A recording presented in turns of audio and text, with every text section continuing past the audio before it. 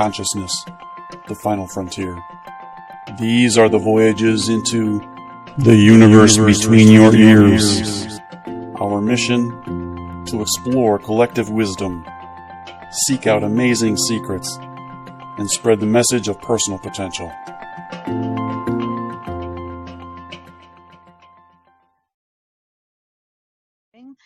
But, there's still, this has been a process that happens, over billions of years, and we're just seeing maybe an acceleration of it, especially with global warming. I've noticed in the 30 years that I've been out in California, things have really different climately, and, we've had more humidity in our summers the last 5 to 10 years than I remember 30 years ago. Oh, in Florida, when we moved there, we had no humidity until sometime end of April, right? Yeah. And then from the middle of September until mid-April was fine. It was great. Yeah. And then that humidity period just started stretching and conquering the whole April, and then it went all the way to starting from March, even end of February, and I'm like, what? Yeah. How come it's starting so early? I wasn't done yet with the pleasant weather, It just went like that. It's like, oh my God! Well, it's definitely changing. Definitely. Oh, it's definitely changing. To me, it looks the last few years in particular, it seems like the seasons are shifting to be later, where it doesn't get really cold until January. Yeah. Instead of getting cold weather in December. We had 100 degrees in November this year. I know. Wow. I know. So, and then so that's what I'm seeing noticeably. Yeah. Remember the movie WALL-E? I think it's a very likely scenario. Mm-hmm. Right? So, remember, was it WALL-E? Yeah. WALL-E, when the lonely robot was cleaning up the earth that became uninhabitable anymore. Uh-huh. Okay, I didn't see it. The people were just kind of, all these fat people were like in comfortable chairs being served by robots. They, that's the kind of lives they were just basically having on board of that ship, and they couldn't return to Earth. But then this WALL-E, you didn't see that movie? Nope. I didn't see it. Oh, it's an incredible movie. It's a children's movie, but it had a very interesting message. A lot of children's movies do. Oh, now I know why you liked it. Oh, listen, the reason that also, I believe the children's movies are more awakened.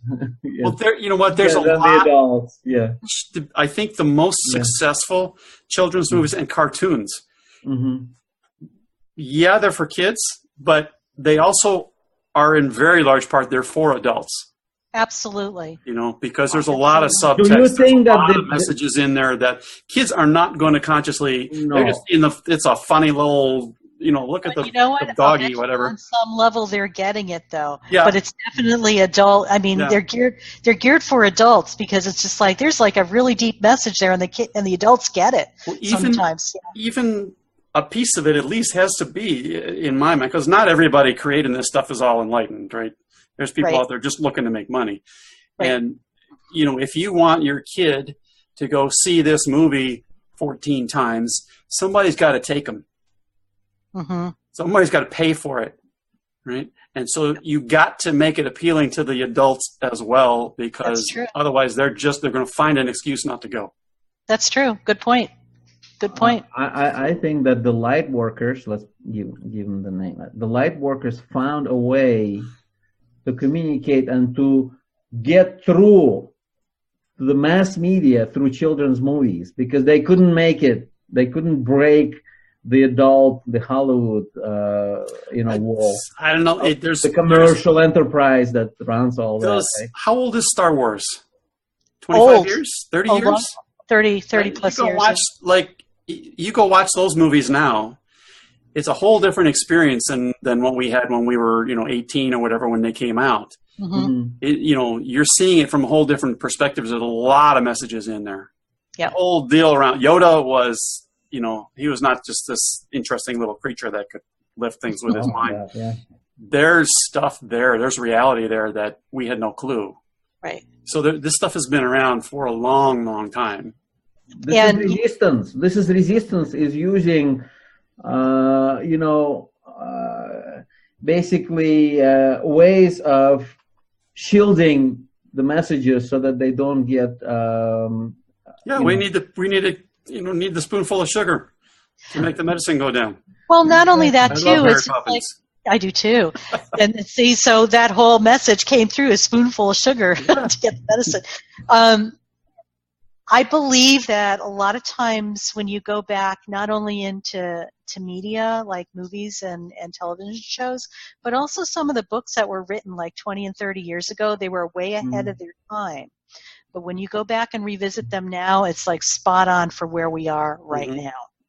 And there's, a series of books that I've read over, many decades. And some of them I didn't start reading until they had been in print for 20 years. So it's like the message is appropriate for what's happening now. So a lot of people are visionaries, and I even think in the media industry, there's a lot of that happens as well. The messages are there. It's just humanity isn't ready to hear it yet. But when you go back 20, 30 years later, and you go and see this movie and revisit, it's just like it's seeing a brand new movie, not the way you remembered it. It's almost like reading a book again. You're at a different time and place in your life, and you've had all these experiences, so it's like, gaining new information, but it's always been there. Yeah. So. I've carried books for 10 years, never cracked them, Yep. And then one day, nothing else to do, let me see what this is. And, suddenly your world is different. Of course, I know. Yeah. Yeah, but had I read it 10 years earlier, or you would have gotten a completely different message from it. Yeah, that too. So, and sometimes you guys sound like you're similar to me in the fact that I would imagine that you have 4 or 5 books all being read at the same time. Yeah. You know what I'm saying? So it's just like, you read 50 pages in one, or you start in the middle of another and you put it down, you don't touch it for a while, then all of a sudden you're drawn to it, and it's just like, you just pick it up and you're just like, oh, okay, now you get it. Or I haven't finished a book in so long, it's terrible.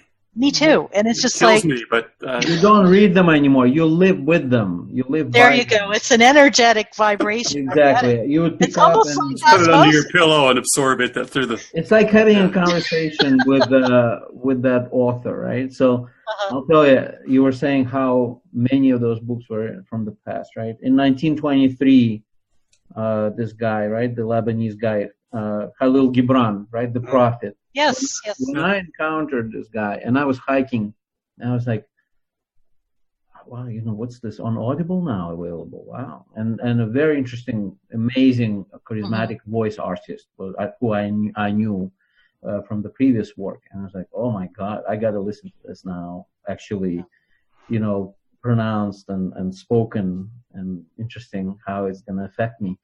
And it was, sometimes I was almost crying. Wow. The way it affected me, right?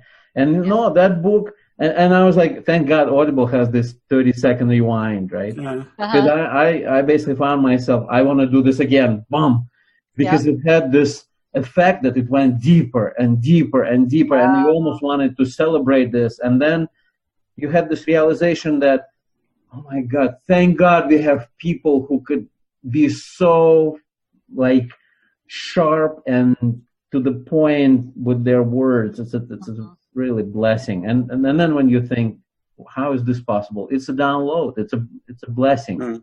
It's a download that they could so precisely say it in such a way that you immediately vibrate on the same vibration, and you recognize it. Yep. You recognize it because your emotions are elevated immediately. I mean, 1923. I know. There's before the World War II. This stuff is old. Yeah. This is all the stuff we're talking about is not new. Yeah. That's right. Right? None of this is new, and people have been talking about this for probably since they started recording stuff. But it's just things couldn't spread because there was no internet, or there wasn't printed. There weren't the printing press didn't exist, things like that, and so the word doesn't get around all that quickly. But yeah, this is, and then there's probably 14 other Khalil Gibran guys out there from the same era. Exactly. But, and they're all speaking to different groups of people.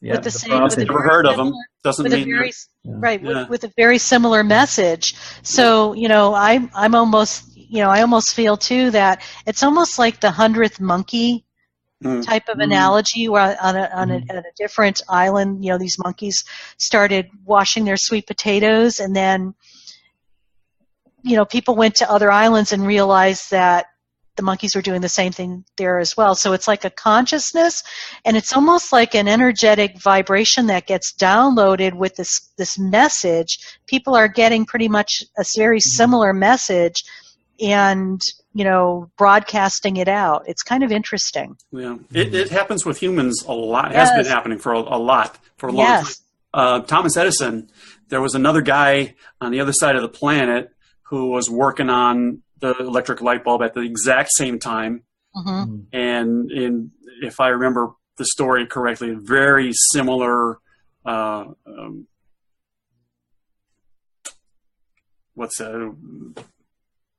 and the same mindset on it, the same technology thought.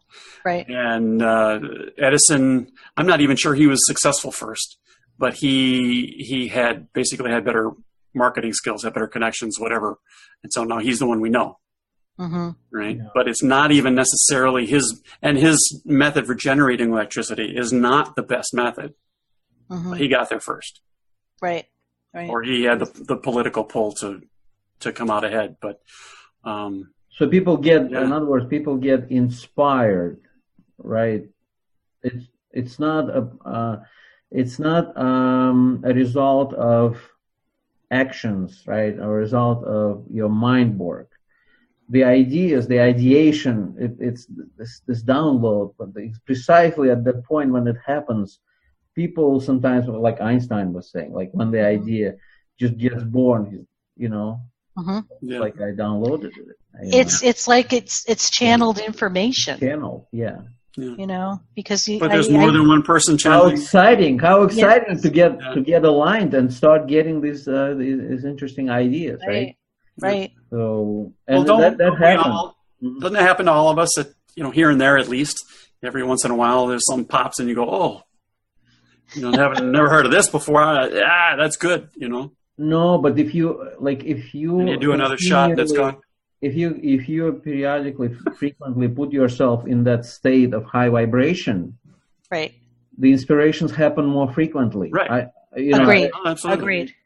It's just you're opening the gate, your gateway, and the things just getting more and more frequently, and they're finding you, and you are not blind to miss them. You're actually perceiving them. Otherwise, they just happen, and you just don't even see. Well, that's it. You're awake enough to perceive them. Yes. Exactly. Yeah, because I think we've all been on our paths, and people think that little voice within you is like, ta-da! But it's such a subtle voice that if you're not quiet enough to allow that to appear, you're going to miss it. For some, I speak for myself on this, because in that quietness, it's like where we get that information, and then we take that information and then go out into the world and, it's like allowing that information to come to us and then doing and implementing. Instead of what we see in our world right now, you're over here and doing, and you're constantly trying to make something happen and trying to intellectualize this or rationalize this or control it. And it's more of an ego-based process, whereas when we go into our receptivity, more of what we consider the feminine aspect, it's not like we're being vulnerable or being like a wuss or anything. Both are very powerful, but when they're kind of combined together, you're receiving information of what's next. A lot of times, when you said meditation, I know for me, I ask Source, what's next? Or if I have a question about something, how do I best verbalize this, to make people understand. I will get the information, and then I go out and do it, and then I come back and find out the next thing. People think you have to start here and stay here and never go over here. Yeah. So there's a huge disconnect. And what I think we're going to be seeing as time progresses is that more of the being state to get the information to be complete and whole within ourselves, so we're allowed to go out into the world, serve, do what we need to do, and then come back and get another inspiration and exactly. Get another download. Well, I grew up in Chicago, right? And they had just an amazing museum, the Museum of Science and Industry. Mm-hmm. Been there, it's awesome. Last time I was there, it was really disappointing. A lot of things, some of the best stuff they had been taken out and replaced with just 2-second attention span stuff. But there would be things in there that you would see, or I would see them in books, history books and stuff. Some what passed for scientists in the 1500s or something, right? Came up with this machine that would calculate something that nobody had been able to calculate before, and nobody even hardly thought about it before. And it's convoluted, and it's all mechanical, and it's like 47,000 different things going all over the place at once, but it works. And I look at these things sometimes, and I just go, this is not something that came out of a process, right? This is somebody had an idea and said, I'm going to make something, I can do something like this that will do this for us. Between here and here, then they have to that's the doing part, and they had to figure out the parts that worked and didn't work. But the idea for the machine didn't come out of another machine. It's inspiration. Absolutely. Science has been operating this way forever, near as I can tell. Yeah. Not everything happens that way, but lots of stuff happens that way. Oh, totally. And I think what happens sometimes, they lose sight of that. Yeah. And then they try to make it into something that it may not necessarily be. Yeah. Do you understand what I mean too? Because they say, oh, idea, make this happen, whatever, instead of going back to the drawing board or going back to the creative space and just mulling it over and reflecting and getting the next piece of then going and doing. And who's to say that hasn't happened? I'm sure it has. I think that sometimes in translation, the process sometimes has been turned into something different than what is originally meant to be. It's almost like playing telephone with 50 people. You start with a message that the sky is blue, and then by the time you get through the 50 people, it's just like, my shoelaces are white, and you're like, what? We've all been there, so it's just like, it's like something gets lost in translation. The intention, right, the original intention of it got somehow lost along the way as it was progressing in the material world, right? Exactly, totally. And sometimes you have the variables of people's agendas, like the power, greed, and abuse of power and whatever. So it's just like it's not as pure as the intention probably was. Right. So can I jump in and change this a little bit? Absolutely. Because I'm seeing an opportunity here, I think, to give the audience something useful.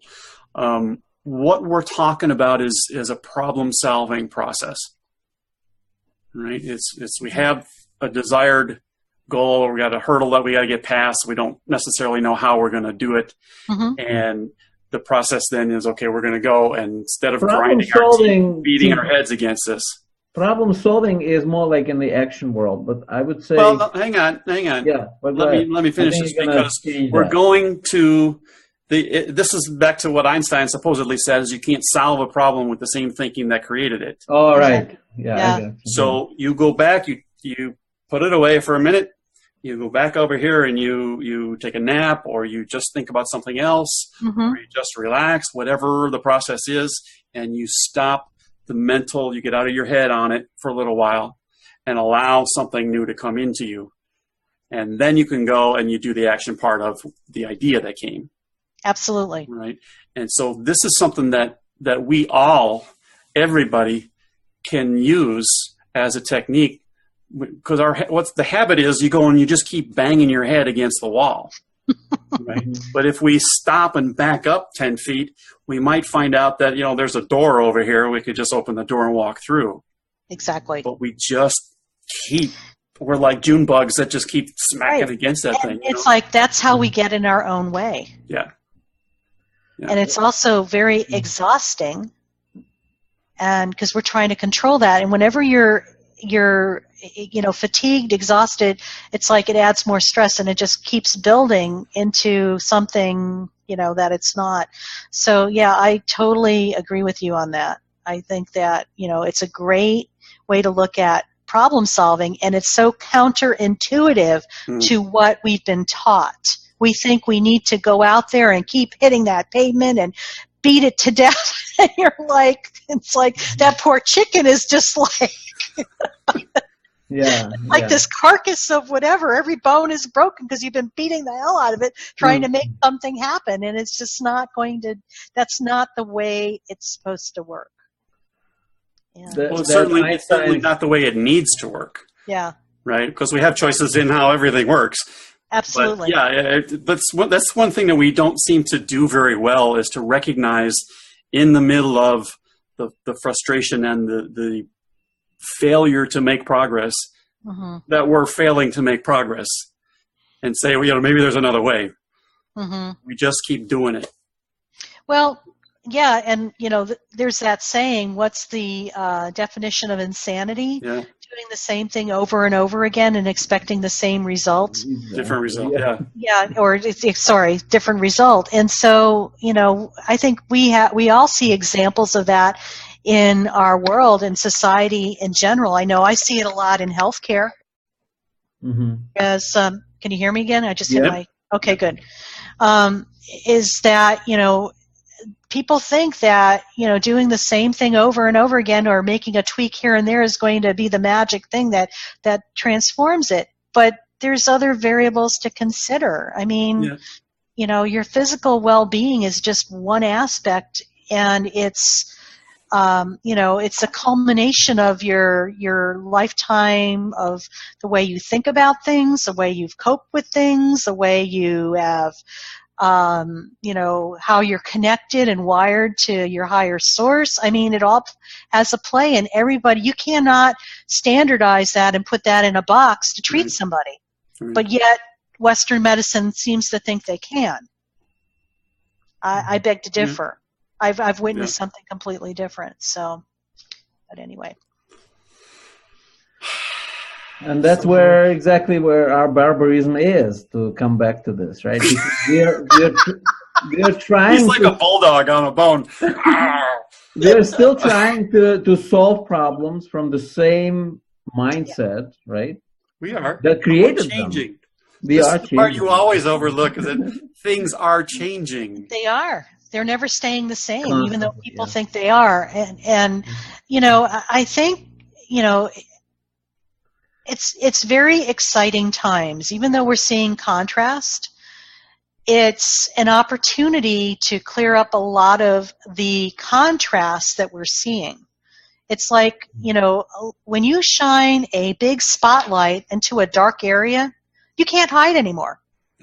So I think we're witnessing that in our society, on a global, on a bigger scale, as far as the deceptions, or in Hollywood, where there was the casting couches, if you want to call, where the producers were doing and the directors were not doing such nice things to the actresses, and basically, it was like put up or you're out type of thing.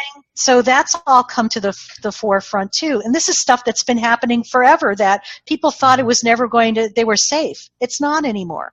Yeah. And you know what? I think everything happens for a reason, meaning that even though we're seeing a lot of contrast and, the whole thing with our politics and stuff like that, I'm not saying I'm for somebody or not. It's just an interesting observation to see how it's kind of stirred the pot, so it's bringing a lot more light into areas that, probably were never exposed to light in their whole entire existence.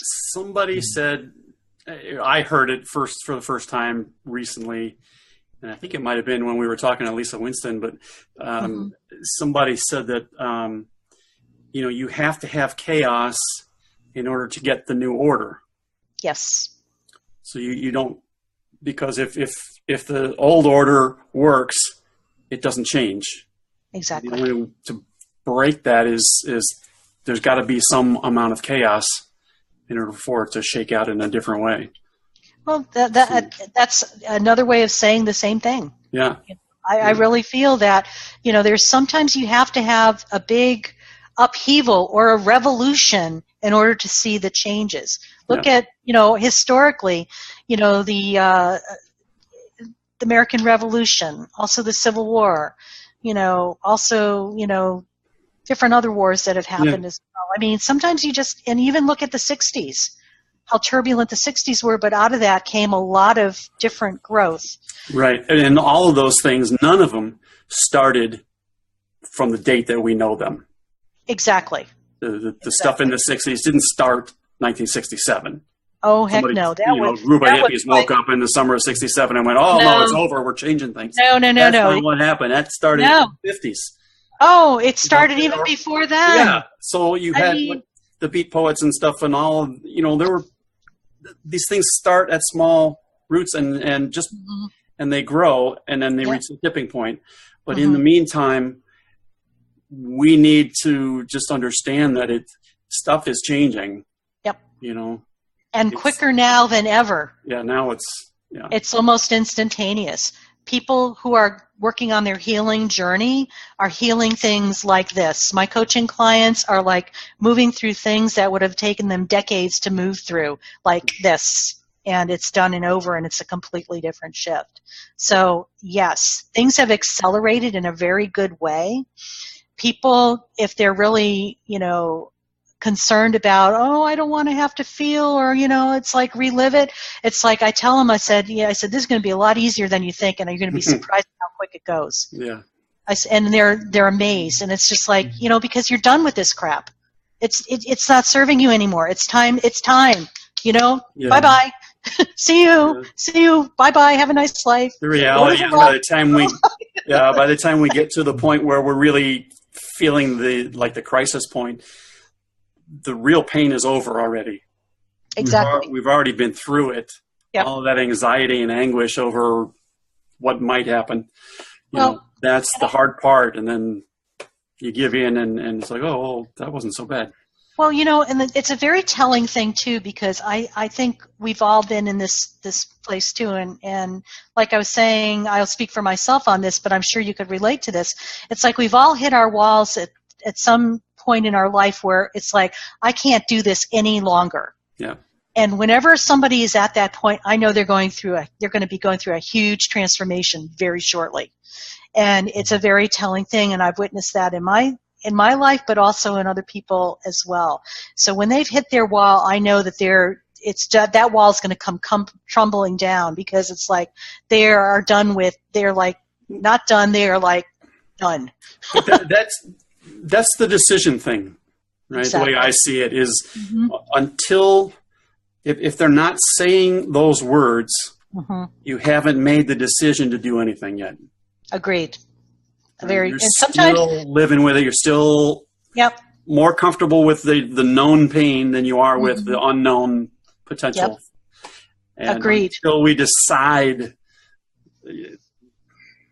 because nothing decides for us, right?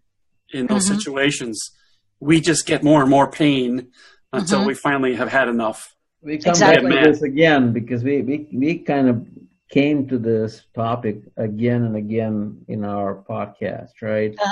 Whether humanity could only go evolving through pain and suffering, or maybe we could try to do without chaos. Maybe we can, but we're not gonna proactively because we're drama fiends.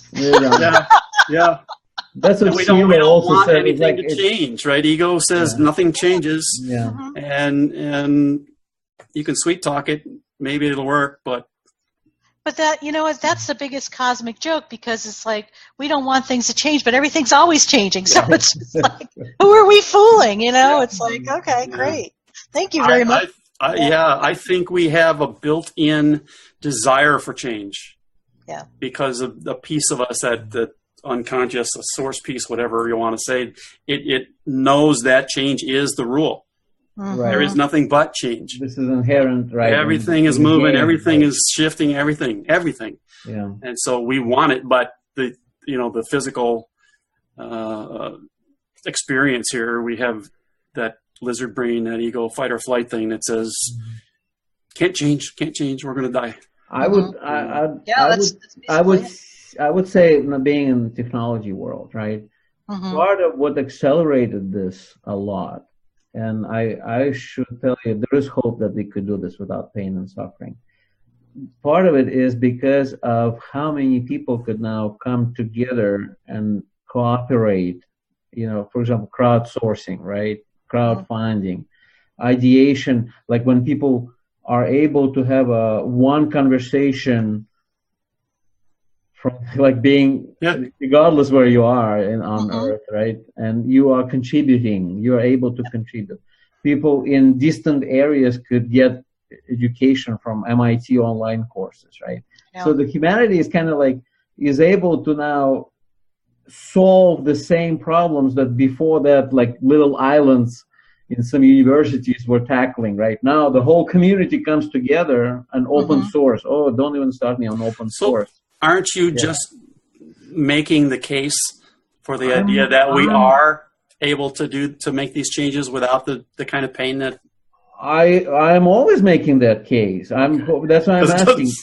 Because you guys, because I see that, no, they have to go through pain and suffering. And I'm thinking, maybe it's enough. Maybe we evolved enough that maybe we could manage it without worse. I don't think anybody, to be honest, to be serious, I don't think anybody has said we have to go through pain and suffering. Yeah. It's just the program that we run. Right? That's what we're used to. Yeah. That's what, I love this saying, suffering's optional. Yeah. Yep. Or I remember one time my father, God bless him, and he was just dug in, and with a lot of pushback on something, and I just said to him, I said, my father's name was Joe, I said, Joe, get off the cross, we need the wood. Of course he lost it, but it was true. I mean, it's like, no martyrs, just get off, It's like, so, I mean, we could joke about that, but that's what it's like sometimes, I'm just thinking, how many people are you going to get, letters from or emails? Wow, how dare you say anything? You know what? I just call it 2,000 years, lady. It's just like, it's just, I'm a truth teller. So it's just like, and and I'm okay with that. I'm not going to be everybody's best friend, and I don't want to be everybody's best friend. It's just like, I'm living my truth and calling it as I see it. And, I mean, I'm always learning new things, and, just when you think you have it all figured out, the universe sends you something, and it was like, well, guess we're going to have to show you, type of thing. So, that, you familiar with Ram Dass? Yes. There's some great documentaries about him on Netflix. And I remember watching one where he went through exactly that. He had been very successful, had been very famous, and was living a great life. And then he had a serious stroke. And, half of his body is no longer in control anymore. Has to learn to talk again, all of this stuff. And it really, he thought he had it figured out. Yeah. And the universe went, nah, we got another one for you. And so what's happened now is he's taken that and found the lessons and still probably looking for the lessons and building on that. And he's still, he's in a wheelchair and stuff, and he's in his 80s now. But, fascinating stuff, but it's exactly that, man. As soon as you start getting comfortable where you're at. Mm-hmm. Exactly. Oh, totally. And it's just like, it's all about not the fear that I want something to happen, but it's just like appreciating, what's out there, appreciating the contrast. Yes, Gabby, thank you. Appreciating that, every day, every moment is a gift. And I get to be here for I don't know how much longer. Nobody really knows how much longer each of us are going to be there, but I'm going to make sure that I really do my best to appreciate everything, every person that comes across my path, whether or not they promote contrast or not, or every situation, and just see what I could learn from that, because I just want to make sure that I get the most out of this lifetime. Yeah. Instead of waiting. And that's because what you're talking about is the path, right? The things that we're doing on the path. Exactly. Smelling the roses. Right. And all those cliche things. Right. That we're supposed to do, or that we can do between here and the whatever that goal is. Right. Because this is where all the value is. Right. And not only that too, it's like, would I like to be someplace else? Of course. I think we all have, a destination we'd like to go. But you know what? I'm content where I am right now. Right. And I'm enjoying the moment that I'm in right now. And it's really more about the journey than the destination. Right.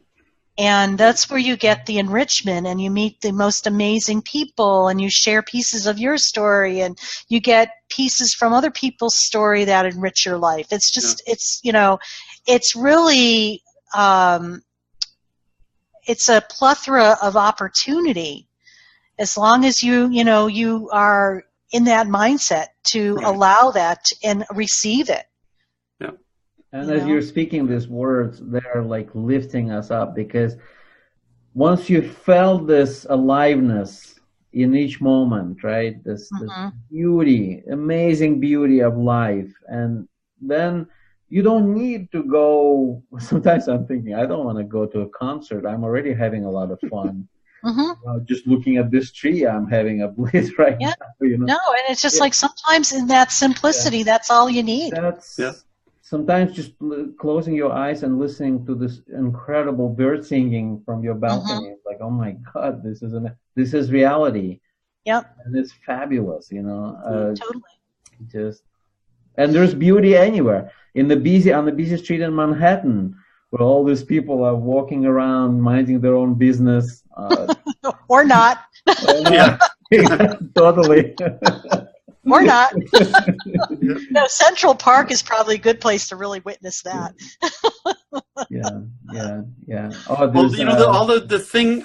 As you were saying that, Gabi, it made me think of, there are TV shows or movies, whatever, where you see where they take camera shots of all those people walking the streets, and the sidewalks are packed. There are 6 people deep going in one direction, and and you speed that up. Or the same thing with the traffic. You speed that up, and there's a ballet going on there. So even in all that, it's a dance. That hub, that going on, there's still beauty there. I agree with you. It's if you look for it, you can find it. Order in chaos. Yeah. Exactly. Yeah. Filmmakers have that ability. People who are with a camera and they're dedicated to seeing the moments and catching these beautiful moments, right?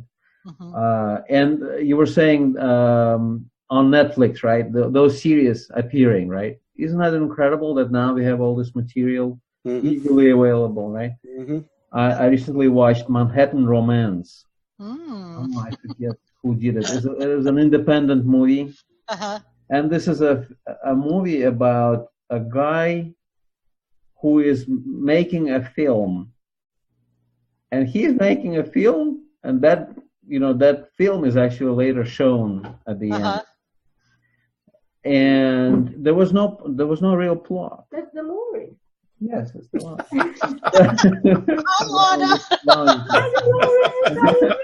You got your hair cut. Oh yeah, well yeah. Yeah, she did. Oh, that's Well, nice. I don't want to bother you. I'm sorry. You're No. right. Too late. You got to come and model for the rest of the world now. And so there's no real plot, right? Right. And I tell you, if I watched that movie maybe 10 years ago, I would probably go maybe 2 or 3 minutes in and I would say, nothing's happening. And I would just turn it off. It's like, what a waste. I watched it 3 times and every time I'm enjoying it even more. Yeah. And the guy is really talented. Please do watch this. I recommend. And there are different characters, and he's exploring different characters. And when you're alive, you now see each soul, the way it manifests, right? And how these two souls or different souls come in contact, and it becomes an incredible experience, just rich experience, right? Yet there is no real story, you see. And then at the end, when he shows this movie, I think the culmination of this is that in the audience, after the movie is done, is presented, there's a film critic who is raising exactly the same questions, like, what is this movie about? There's no plot. So basically, he put that challenge in the movie, and then the guy, the filmmaker, responds what this movie is all about, and that was the most beautiful monologue that I could just write down, and maybe we could do a movie night on that. Actually, that would be pretty cool. Yeah, that's pretty cool. Yeah. All right. Well, I'm gonna have to end the party, I think. Okay. Well, thank you, Tim and Gabby. But listen, 2 things. Yes. One being that we didn't even get to talk at all about the work that you're doing and reshaping Western medicine and things. So we'll have to. You're going to come back at some point, and we'll have another conversation that will be a little bit more about Dolores. Although we don't strictly do interviews, but what your work is in the direction of what we're trying to do with this show. So I think we should. But in the meantime, take this opportunity right now. Let everybody know where they get more Dr. Dolores. Well, thanks, everybody. And, once again, Tim and Gabby, thank you so much for this time that we've gotten to explore together. I really appreciate that. And I feel that much of what we discussed is very near and dear to a lot of people's hearts. And because I think a lot of us are more alike than we could ever imagine. I do offer coaching. I do offer classes. Even though I am a healthcare provider and my area of expertise is medical and surgical type of things, I also help people that are transitioning from, I'm going to call it third dimensional reality, where they're stuck in a life or jobs or things that are no longer aligned with them. I help people make the shifts that they need to move on to where they're supposed to be. Because a lot of times when we're caught up in it, we just don't know where to start. And I'm very gifted when it comes to reading people's energy, not only just from a physical standpoint, but emotionally, mentally, and spiritually as well. So I'm able to figure out how to best assist a person to get to where they need to go next. I don't do the work for them. I just help them with their blueprint and give them ideas. I really teach people how to get more in touch with themselves and empower themselves to be complete and whole within themselves and look for those answers within themselves then instead of looking outside. And a lot of it has to do with learning how to feel again, because a lot of times people have been so detached from feeling, they don't know how to do that. So I work with people one-on-one. I also work with people in groups. I do have a monthly free event that I offer at the San Diego County Community Center. community room. It starts at 6 o'clock and it goes to 7:30, and it's the first Tuesday evening of the month. So today is the 24th of April. My next one is going to be on May 8th, which is the first. Well, it's actually the second Tuesday. By the time this goes live, that'll be long gone. But the point being, it's a free event, and it's basically called Healing in Ways You Never Thought Possible. And it looks at healing not only from a physical surgery or an illness, but also healing anything else you might be experiencing, and using the same concepts. And then I'm also really excited about a retreat that I'm planning for May of 2019. So that's about a year away, and it's going to be a 5-day retreat up in Mount Shasta. And for people who've never been to Mount Shasta, people are called to go there because it's a very, I call it very sacred and very magical, but very spiritual as well. And people have amazing shifts in their perception. They get a lot of healing that happens. And I'm very excited to take a group of 20 people up there with me in May of 2019. So I will have more information about that. And you could probably find information about that on my website. It's called recoveringhealthcare.com or spiritualwellnessforlife.com. There's two separate websites.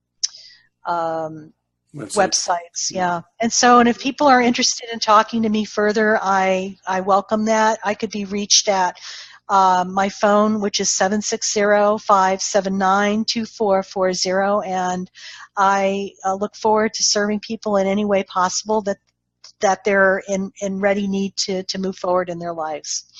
Great. And we'll put all that on the show notes. Excellent. Thank you. For all this stuff. So, all right. Well, again, thank you. Thank you. It's been a lot of fun. The time has gone. It has been fun. Yeah, it goes by like this. It's hard to believe we've been on for 2 hours. I'm like, whoa, hello. Yeah. The sun's setting. It is. So, all right. Well, thank you. I want to say goodbye to everybody out there. Thanks for joining us. Come back and see us again. Remember to subscribe and rate and review and all those good things. And best of luck to you, Dolores, and all the light work that you do for thank you. all of us. Appreciate it. Yeah. All right. We'll see you soon. Bye-bye. Bye. Yeah. Hi, this is Tim Starr. Thanks for joining me and Gabi on the universe between your ears. We really appreciate you taking the time to hang out with us for a little while. And we'd like to see you again. So be sure to subscribe wherever it is you're consuming the podcast from, whether it's YouTube or Stitcher or iTunes or whatever the hell else is out there. We want to see you again. We also want to hear from you. So let us know what you think of each episode. Let us know if you got an idea for a future episode that you think would be just killer. Absolutely, let us know. All right? Thanks again, and we will see you next time around. Bye-bye.